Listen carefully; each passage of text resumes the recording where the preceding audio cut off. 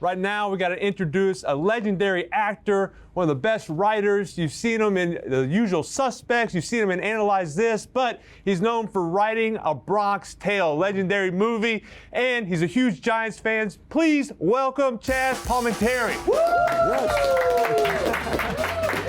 All right, Chazz, thanks so much for being on. All right. Chazz, nice to meet you. Hold on. There you go. Get in there. We got here for the real thing. It's all right, bro. Hug it out. Chazz, obviously A Bronx Tale, legendary movie. It's your life story. It's your masterpiece. Tell us this, how it all formed from you just doing a one-man show to the movie, back to a one-man show now. Tell us that story. You know, most people know, but some people don't, that it started as a one-man show, which I still do. I'm doing the one-man show now. I'm doing a tour all over the United States.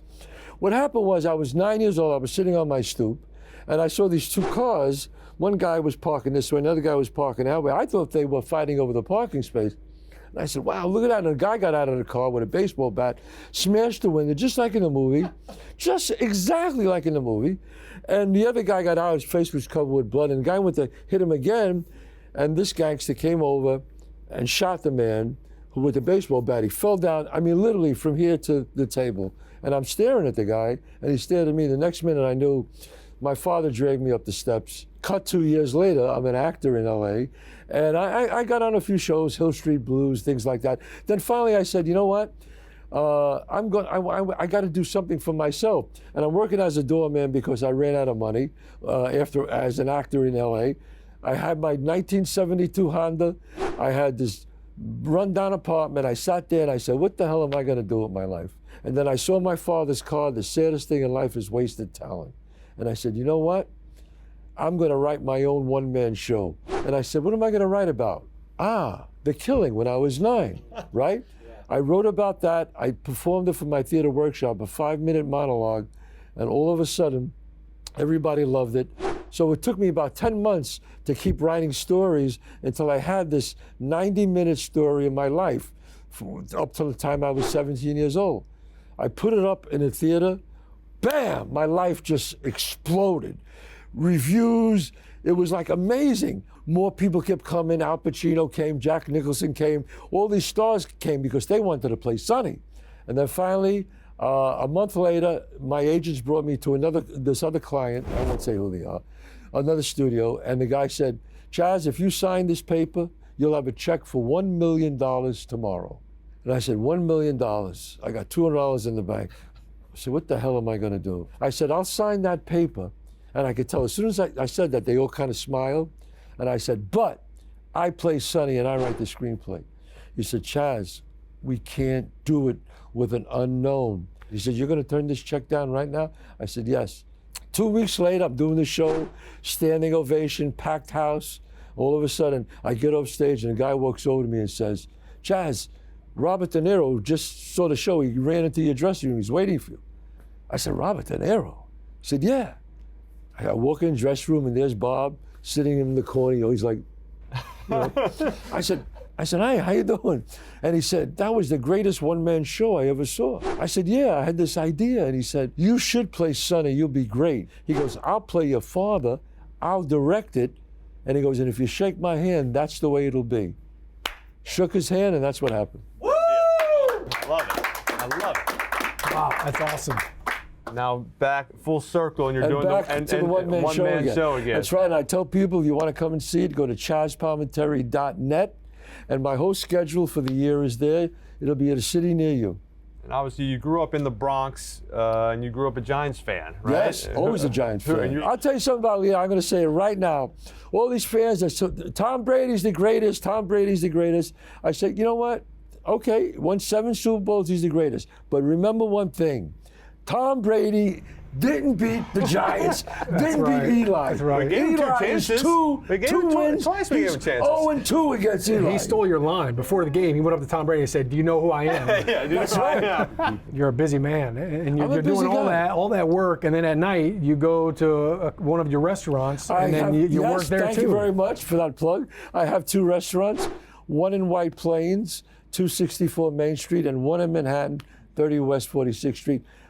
I hate to say the best Italian food, Is it one of the great Italian restaurants? Absolutely, absolutely. Because there are a lot of great Italian restaurants, but mine is definitely one of the top 5, absolutely. So a lot of people might be surprised by this, but this is not the first time that we have hung out before. And actually, you were a big part of this show coming together and me deciding on my co-host. So let's check this out for a second. Okay. I'm doing this show, and I don't know. What's the matter with you? Talk to me. What's on your mind? Well, I need a co-host, and I know this guy, and I like him and everything, but he's a retired offensive lineman. You got to do what your heart tells you to do. I mean, come on, you only get 3 great co-hosts in your lifetime. This guy could be your first great co-host.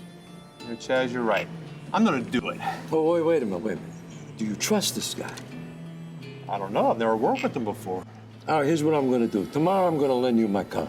But Chazz, you never let anybody borrow your car. Never mind that. I'm gonna lend you my car. Then you give him the test. What, the Peyton test? Peyton? Why you listen to that psycho case, Peyton? You give him the door test. What's the door test? Here's what you do. You drive up to where you're gonna meet him. You get out of the car. You lock both doors. Make sure you lock both doors. Then you walk around the car. You go where he is. Open up the door. You let him get in. Then you walk around the back of the car and you look through the rear window like this. If he don't reach over and lift up that button for you so you can get in, you dump him. What? Dump him? What about all that talk you had about you only get 3 co-hosts and like... man, that's all bull, kid. The door test. That's what counts. Dump him. Dump him. Okay.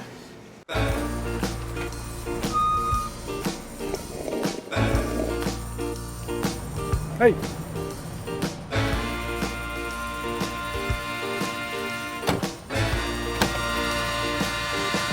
Hey, pal. Thanks for the lift. Yeah, man. Let me get this for you. Thank you.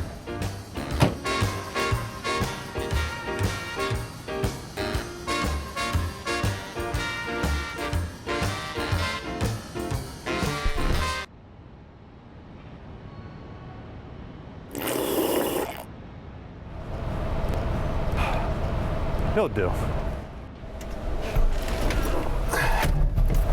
This for me? Yeah. Always knew you were a great one.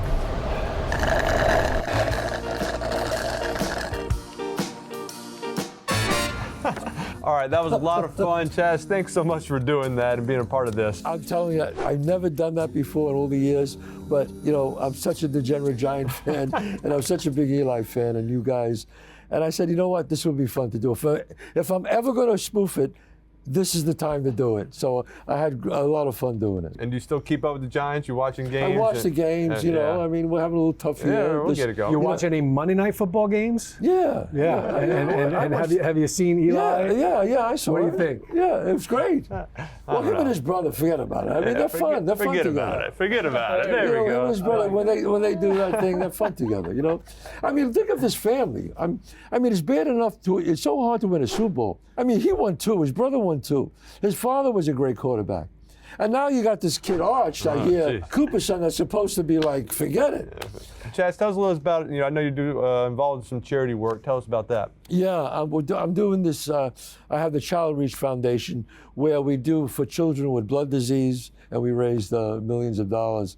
And also the Child Reach helps, I support the NYPD. I'm a big supporter of the NYPD. All right, now, Chazz, we get to have a little fun right now. We're going to play a little game, Shaun and I. And so we're going to name 10 actors that played an Italian character in a TV show or a movie. And you have to tell us, are they Italian or acting Italian?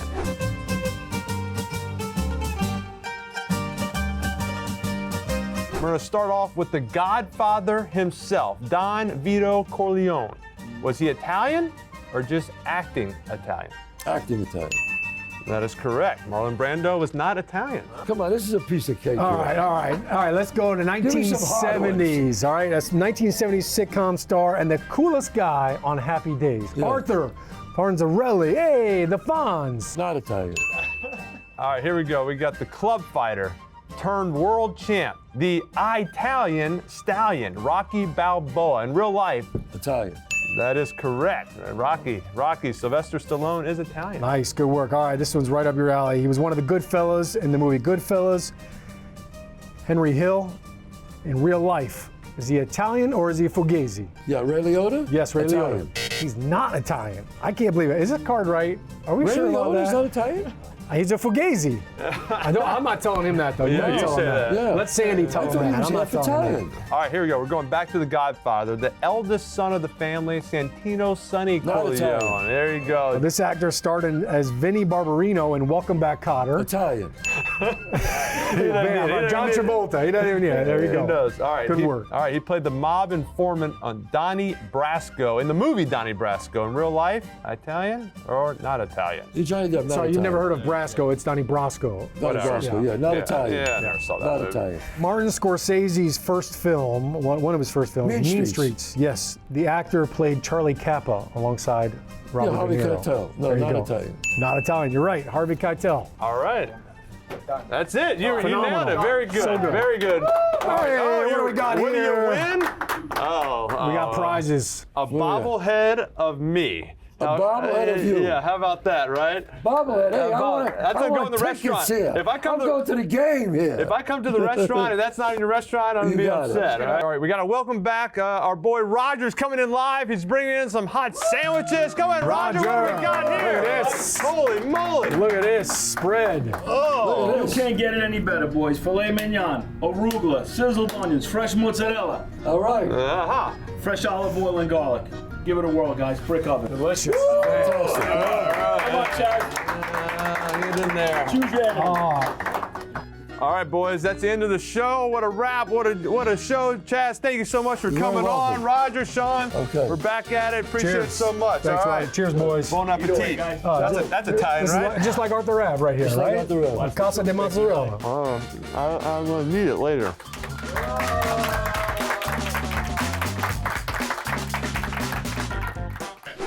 Hey Giants fans, Eli Manning here. You want to see more videos? Subscribe now to our YouTube channel.